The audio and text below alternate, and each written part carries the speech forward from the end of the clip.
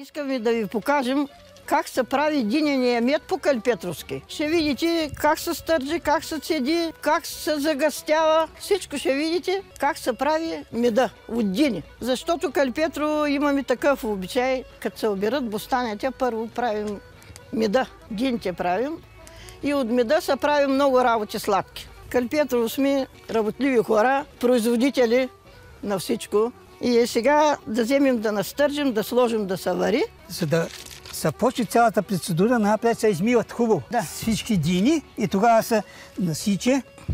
Давай тук. Чакай сега. Насича динката, леничката. Още един път.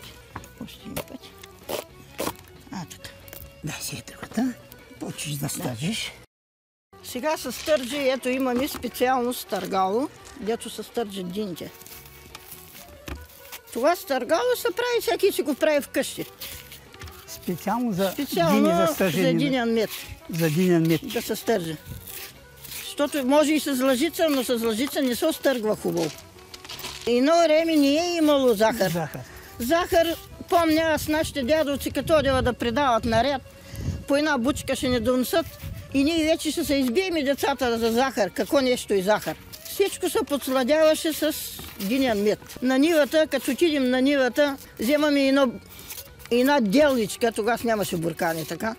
Една деличка с мед, развиваме с вода и това беше обяда. Едно време. Ето това сега се смачква.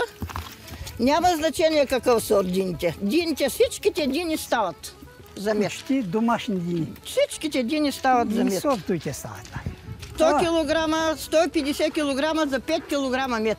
От толкова дини излиза толкова мед. Това трябва да се свари сега и се прицеди. То почти сварено. И после вече ще се загъстява само шерата. За да стане 5 кг мед от 100 кг, 150 кг, трябва 24 часа. Почти 2 дена.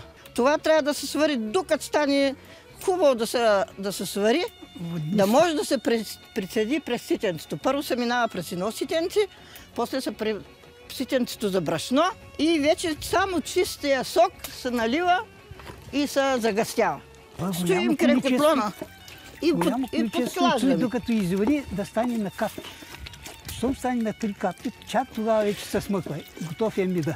И то не е с дърва, с слама. С слама. С слама сме варили. Няма с дърва. Може да налеете. Горещи. Леко. Айде, готово. Дай на една страна. Стига. Айде. Сега то... Изсипвай го там. Ще го изсипи. Така. Готово. Той сега трябва да слушам. Да. Сега. Давай. Давай, Гинке. Гинке, давай. Дай тук. Я обади го. Дей котлон. Държи. Да му се вижда. Държи. Това е последната процедура. Това вече последно. Слага се вари. Поизтърси малко, така. Хубаво да се изседи.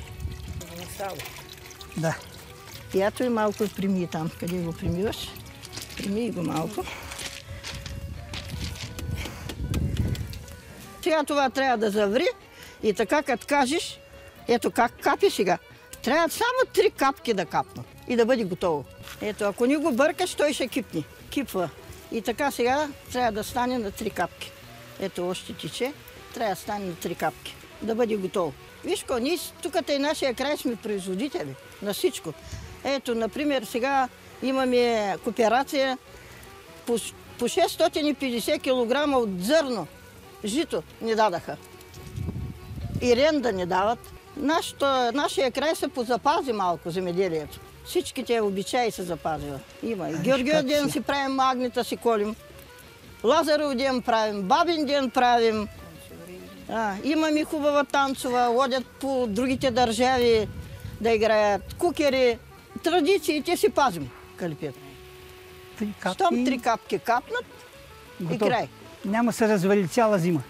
Не се разваля. И 5 години да стои, не се разваля.